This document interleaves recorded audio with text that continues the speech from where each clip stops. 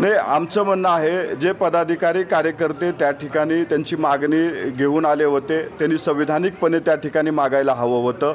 त्यांनी ज्या पद्धतीनं मागणी केली आणि मागणी केल्याच्या नंतर असंविधानिक भाषेचा वापर केला त्यावेळेस अशा प्रतिक्रिया उमटणं साहजिकच आहे।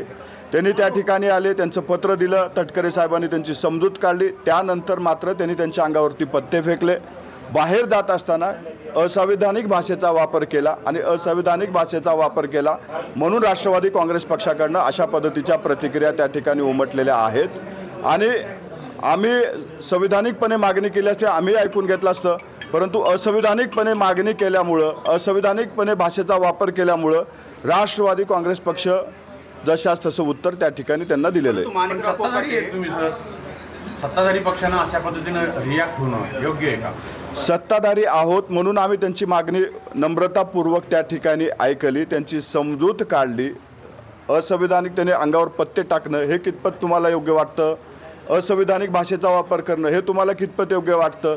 सत्तेत असलो म्हणजे सगळं काही आम्ही चुकीचंच करतो असा अर्थ काढू नका। सत्तेत आहे याचा अर्थ कुणी येऊन आमच्यावरती, आमच्या नेतृत्वावरती खालच्या पातळीवर बोलायला थोडीच मुभा आहे। जर आमच्या नेतृत्वावरती खालच्या पातळीवर कोण बोलेल तर त्याला जशास तसं उत्तर आमच्याकडनं दिलं जाईल। माणिकराव कोकाटे सभागृहात पत्ते खेळताना जो व्हिडिओ समोर होते त्याबद्दल तुम्हाला काय वाटतं? हे बघा, त्याच्या बाबतीत माणिकराव कोकाटे साहेबांनी स्वतः उत्तर दिलेलं आहे। पक्षाच्या नेतृत्वाने त्याची दखल घेतलेली आहे, त्यांच्यावरती योग्य वेळी योग्य निर्णय अजितदादा घेतील। परंतु त्यांनी पत्ते खेळताना व्हिडिओ म्हणून असंविधानिक भाषेचा वापर करावा हा कुठं नियम आहे?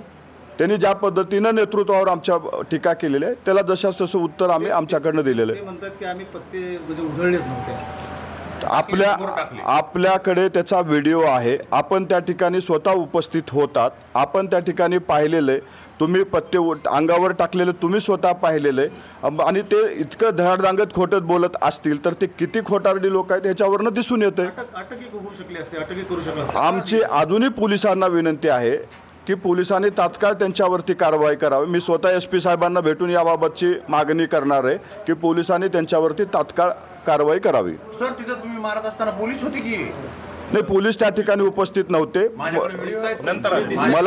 मला माहिती नाही पोलीस होते का नाही, परंतु त्या ठिकाणी ज्यावेळेस मारहाण झाली त्यावेळेस आमच्या पदाधिकाऱ्याच्या भावना अनावर झाल्या आणि त्यांनी त्या ठिकाणी ते पाऊल उचललेले।